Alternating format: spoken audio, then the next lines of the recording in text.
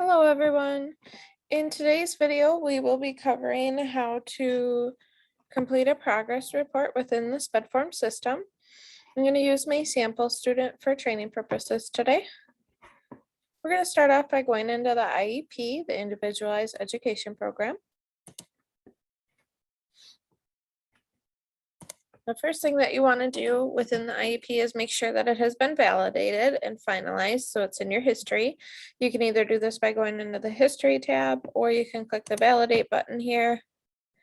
If a finalize button shows up here, that means we have not finalized yet and we need to finalize still, so make sure you hit that finalize button and finalize as a final copy.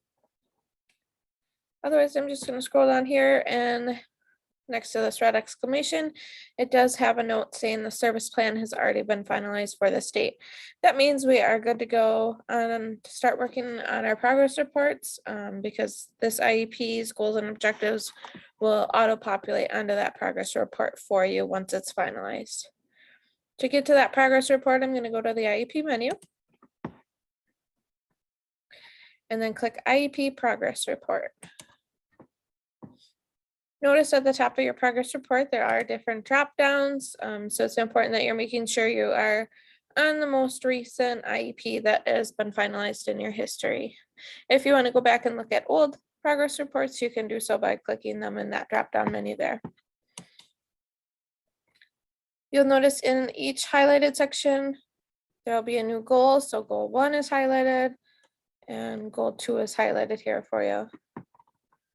3 things for compliance on a progress report is the date, a box checked for insufficient progress, adequate progress, or goal met.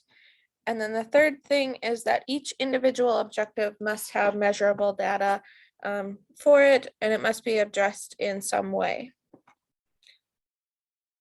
To get each objective to populate into your progress report, you can just do that simply by clicking the show objectives button, and it will bring the objectives from your most recent IEP over onto the progress report for you. Then from there, you can customize it how you like it. Typically, it's best practice to have the quarter or the semester, whatever time frame you're reporting on. And to know when to do your progress reports, you can look at the student information page of the IEP, and that will tell you how often you have to report progress. And then it has to be as often as the general education does their report cards as well. For each individual objective, you can notice here, I bolded, there's different text features you can use here.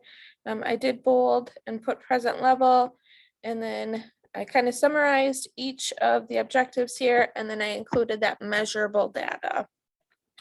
It is okay for those times when you have stair-stepper objectives. Say we are working on 2-syllable words right now, and then eventually we're going to get to 3-syllable words, but we're not quite there yet. It is okay to include a statement such as this objective has not been directly targeted this quarter. However, that objective does need to be targeted at some point within that annual IEP year. Again, the most important thing with your data that you're including in your progress reports is that it's measurable, and therefore you can put it onto a graph. Okay. Once you click save, it's going to automatically put a second box on there for the next quarter for you. Then if you scroll down, we have our goal 2. And then you're going to put your data in there. You can use that show objectives box to auto-populate it over for you, and save you some time with typing there. Once you've went through all of your goals and added in that measurable data, you've checked your boxes, and you've added your date, you want to click save, and then you can mail these home to your parents, and then you want to finalize these as the final copy within the history as well. So you can do that by clicking that. It will give you a warning if something isn't checked properly, and then you should be good to go to mail it home to your parents. Thanks for watching.